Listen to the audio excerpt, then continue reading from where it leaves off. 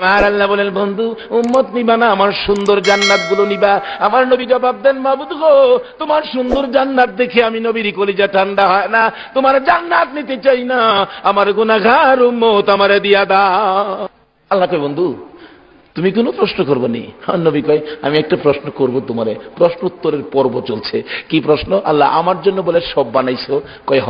তাহলে মুসা নবীরে যে নীল দরিয়া বলে উম্মত সহ পার করে দিছো? কহ। তাহলে আমার লেগে সব বানাইছো আর মুসা নবীরে নীল দরিয়া উম্মত সহ পার করে দিছো। আচ্ছা, আমি আর আমার উম্মতের জন্য তুমি কি করবা এটা আমি জানতাম চাই। আল্লাহ কয়, বন্ধু এই প্রশ্নটা তুমি করবা এটা আমি আগেই জানি। বন্ধু জবাব নিয়ে যাও। মুসা নবীকে উম্মত সহ নীল দরিয়া পার করেছি, তুমি আর তোমার উম্মতের কি করব? বন্ধু গো, মুসাকে নীল দরিয়া উম্মত সহ, তুমি আর তোমার উম্মতের দুনিয়ার কোন দরিয়া নয়, কথা দিলাম তুমি আর তোমার উম্মতের আমি ফুলসিরাতের ফুল পার করে দিব। আমি এই নবীরা আমি একদিন একটা প্রশ্ন করব। মুসার এবার প্রশ্ন করবেন জিবরাইল, মনে মনে রাখলেন। প্রশ্নটা আদায় করলেন কোন দিন? যেদিন উহুদের জমিন কায়েম হয়েছিল। আমার নবীকে যেদিন দুইখান দান দান মুবারক ভেঙ্গি দিল, নবীজি মুখের মধ্যে হাত লাগাইয়া ডাক মারছেন, সাহাবীরা রে কে কোথায় আছো? আমি নবীর দুইখান দান দান মুবারক শহীদ হয়ে গেছে।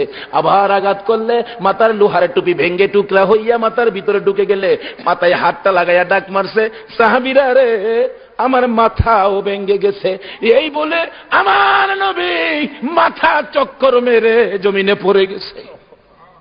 তারপর আমার নবীকে মারতেছে জীবনের শেষ বিদায় করে দেওয়ার জন্য। হযরতে জিবরাইল বলেন, আমি দুইটা হাত বাড়াইয়া কুলে লইয়া টান দিয়া সরাইয়া নিয়ে আসলাম। আইনা উহুদ পাহাড়ের মাঝামাঝি, নিচ থেকে দেখা যাবে না এমন একটা জায়গায় আমার নবীকে নিয়ে জিবরাইল দাঁড়াইয়া পাথরের দিকে লক্ষ্য করে ডাকতেছেন, উহুদের পাহাড় ও পাথর দেখ, যেই নবী না হইলে তুই হতি না, আমি জিবরাইলও হতাম না রে পাথর।